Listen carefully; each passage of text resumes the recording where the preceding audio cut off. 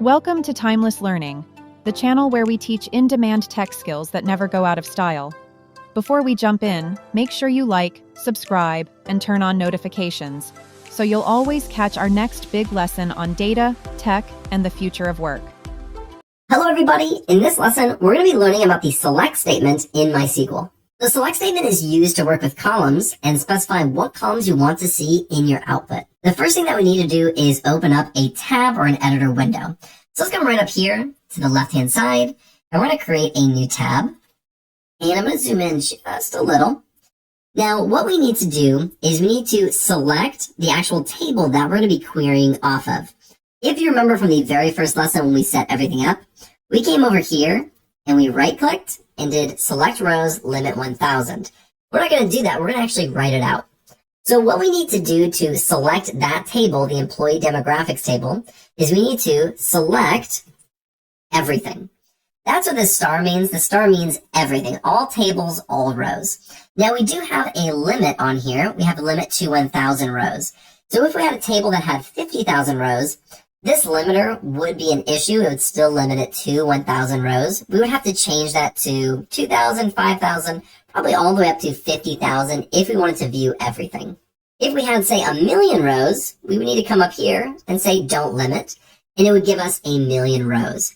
The reason they do this is mostly to keep the processing time low. If you have 1,000,000 rows, it's going to take a long time for the output to actually appear. So let's come right back here. The next thing that we need to do is we need to say select everything, and now we need to say where we're selecting it from. So we're going to come right down here, and we're going to say from, and now we need to specify what table. And we're going to say employee underscore demographics, and at the end we need a semicolon. Now why do we need a semicolon? This is going to tell MySQL that this is the end of this query. So if you write another one down here, which we will in just a second, it'll be able to distinguish between the two queries. We're going to go ahead and we're going to run this, and we'll just use this execute right here instead of this one. And there we have our entire table. So we were able to get our table. Now, there is one thing that is potentially wrong, depending on what you're using it for. But what we didn't do is we did not specify the actual database before it. We only specified the table. And this works perfectly fine, because if you look over here on this left-hand side, we have Parks and Recreation. It's in black. It's bold. That means that we're hitting off of this database. What's going to happen, though, if we come down here to the sys database and we double-click on it? Now this database is highlighted. So now, when we're selecting this table, we're trying to select this table from the sys database. Let's go ahead and try this. If you notice, we have no output. Let's come right down here and pull this up. It's going to say employee sys.employee underscore demographics doesn't exist. So it's assuming that we're highlighting this sys database. That means we're trying to pull from that database. Now, we can still have this highlighted and still select the correct database by saying parks underscore and underscore recreation. Okay, let me spell that right. Dot. So now we're selecting everything from Parks and Recreation dot employee demographics. If we run this, we do get the correct output. That's just something to consider, especially when you're working with a lot of databases and a lot of tables. It's usually best practice to actually put the database in front of the table name. Although, throughout this lesson, we probably won't be doing that every time since we're only going to be using this Parks and Recreation database. Let's go ahead and double click this so we have this highlighted again. And let's click all of this. Let's copy all of this. We're going to come down just a little bit right here. Now, so far, we've only selected everything, but we don't have to do that. We can actually just select one column if we would like to. For example, if we got rid of that star, we say first underscore name. We're selecting the first name column from this table. If we highlight this query and we hit the execute button with the I, now we are only going to return in our output all of the first names. And we can add a lot more. Let's actually look at all these. We can separate multiple columns with a comma. So we can do first name, comma, last underscore name, and then we could do birth underscore date. So now we have 3 separate columns. Let's go ahead and run this. Now we have first name, last name, and birth date in our output. Now, the way we just wrote it is all on one line, and that's perfectly acceptable because MySQL is going to read it the exact same as if we did it in a different format, as long as it's still in this order. But sometimes you'll see it like this, where it's select first name, comma, last name, comma, birth date, all on different rows. Now, there's a lot of different use cases for this or reasons for this, but it typically can be easier to read. Also, if you're doing any type of functions or calculations in the select statement, it's easier to separate those out on its individual row. Now, again, we won't always be doing this, but it does help sometimes if you're doing that. It just makes it easier to visualize. For example, if we added the age, so let's add age in here. Let's run this. Let's say we were doing a calculation where we wanted to add, 10 years to their age. So we'll say age, and we'll actually create a new row for this, or new column. We'll do age plus 10. So now we can easily see that we're doing plus 10 here.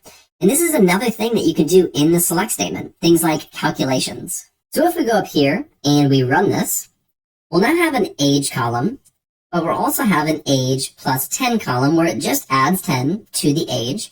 And we can at least visualize and really easily see this when we're doing these calculations. Now, something really important to know about any type of calculations, any math within MySQL, is that it follows the rules of PEMDAS. Now, PEMDAS is written like this. It's PMDES. Now, what I just did right here with this pound or this hashtag is actually create a comment. So this code isn't going to actually run, but it's just for note-taking or seeing things in your actual editor window. I'll come back to comments in just a second, but just wanted to explain what that was. Now, what PEMDAS is the order of operations for arithmetic or math within MySQL. This stands for parentheses, exponent, multiplication, division, addition, and subtraction. So this is the order that these calculations are going to run in the execution engine that MySQL has. So if I do age plus 10, and we'll put that all in parentheses, and then we come over here and we add times 10. So we're doing plus 10 here and then a times 10 here. What's going to actually happen is it's going to say age plus 10. So 44 plus 10 equals 54. Then we're multiplying times 10. The parentheses executes first because it comes first in this order. Parentheses. Multiplication comes next because it's this one. And then anything else after that, if we did, plus 10, we could run this. And you'll notice that it still follows the logic. 10 was just added at the very end to all of these outputs. Now let's go right back up here. Let's select everything again from this table. Let's pull up this table so we can see it a little better. And let's go down. Because the last thing that I want to show you is something called distinct. Now, this is really, really useful, and you use this a lot in MySQL. What distinct is going to do is it's going to select only the unique values within a column.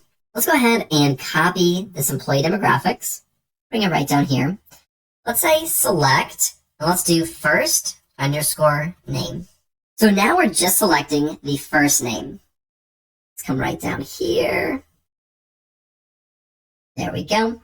So now we're selecting just the first name from this column. Now these are all unique values. So if we come right here and we say distinct, nothing should happen to this table because these are all unique values. Let's go ahead and run this. As you can see, the output looks exactly the same. But what if we were to do something like gender? So let's come here. Let's do gender. Let's run this. It keeps going down. I don't know why it's doing that. But now we have male and female. Now these are not all unique. We have female, female, female, and female, and the rest are males. So there's only two unique values here.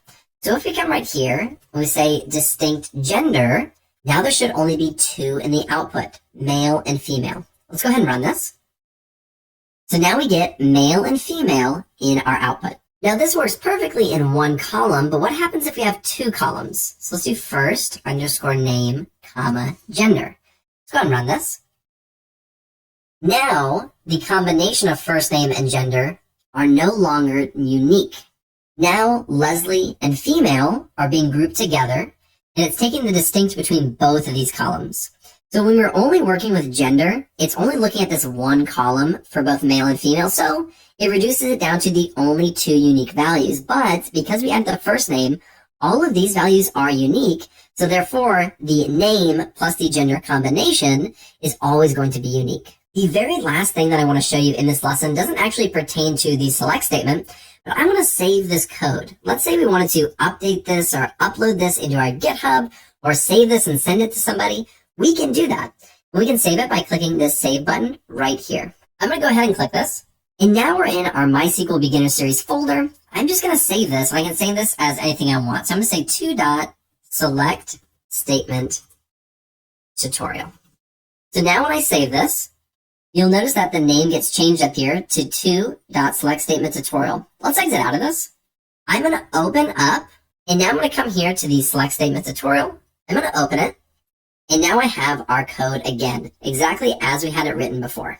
I just wanted to show that to you in case you wanted to save your code as you go throughout this series, because that's usually what I do when I'm working with this stuff or learning these things. I like to save my code as I go along. So with that being said, that is the end of the select statement. In the next lesson, we're going to be learning about the where statement, where we can actually filter our data. Thanks for watching. If you found this helpful, please like, comment, and share this video with someone who's learning too. Don't forget to subscribe and tap the bell icon so you never miss another skill-packed lesson from Timeless Learning. Remember, the best investment you can make is in your own knowledge. Keep learning because growth is timeless.